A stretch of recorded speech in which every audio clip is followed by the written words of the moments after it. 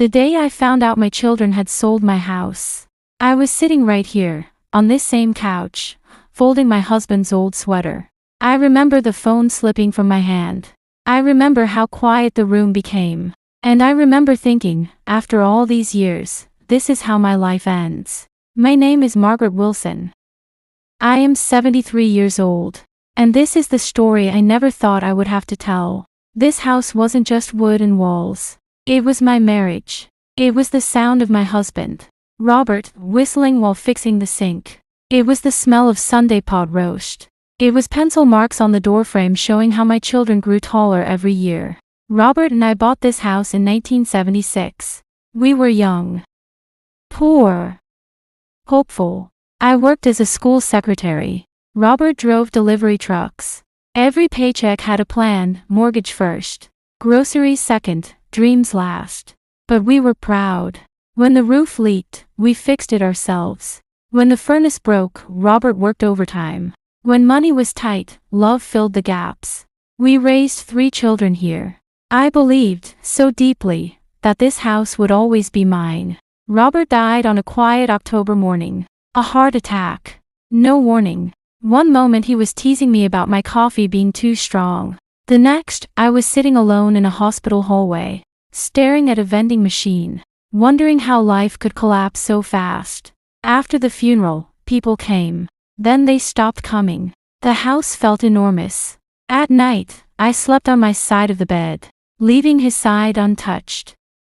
I kept his slippers by the door. I talked to his photograph like he could still hear me. Grief doesn't shout. It whispers, slowly, endlessly. At first, my children were kind. They checked on me. They brought groceries. They talked about what's best for mom. But something changed when money entered the conversation. You shouldn't live alone, my eldest son said.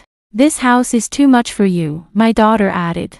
You could move somewhere smaller, they suggested gently. I heard concern. What I didn't hear, until later, was calculation. One afternoon, my son arrived with papers. Just sign these, Mom, he said. It's for your protection.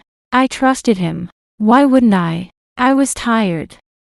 I was grieving. I was afraid of becoming a burden. I signed. I didn't know those papers gave them power over my home. No one explained it to me in words I understood. No one asked me what I wanted. They said it was temporary. It wasn't. 3 months later, I received a call from a real estate agent. She congratulated me. I asked her, for what? The house has sold, she said cheerfully. I laughed, because surely she had the wrong number. She didn't. My children had sold my house. Without telling me. Without asking me. Without thinking about where I would go. That night, I sat in the dark and realized something terrifying. I was homeless, and my own children had done it. People think losing your home is loud. It isn't. It's quiet. It's packing your life into boxes while neighbors avoid eye contact. It's pretending you're downsizing when you're actually being erased. It's smiling so no one sees how humiliated you feel. I moved into a small apartment with donated furniture. I brought only what I could carry. I left behind my wedding photos, my garden, the chair where my husband died. I left behind my identity. Loneliness in old age is different.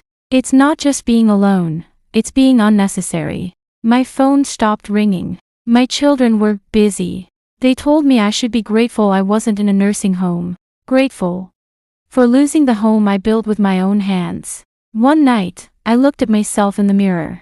I barely recognized the woman staring back. I thought of Robert. And suddenly, I heard his voice in my head. Maggie, you're stronger than you think. That was the moment I decided I would not disappear quietly. I joined a local senior center. I started volunteering at a library. I made friends, women who had lost husbands, homes, even children. We shared stories. We laughed. We cried. For the first time since Robert died, I felt seen. I took a part-time job helping children learn to read. They didn't care that I was old. They just cared that I listened. And slowly, piece by piece, I rebuilt myself. People ask me if I forgave my children. The truth. I forgave myself first. For trusting blindly. For believing love alone would protect me. For thinking age made me invisible. My children and I speak now, but distance remains. Some wounds heal.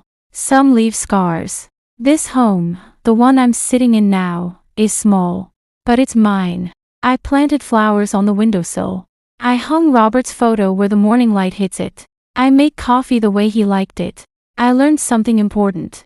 A house can be taken. A life cannot, unless you give it away. If you're listening to this and you're older, if you feel forgotten, if your family has hurt you in ways no one talks about, please hear me. You are not weak. You are not finished. And you are not invisible. I lost my house. But I found myself. And that, finally, feels like home.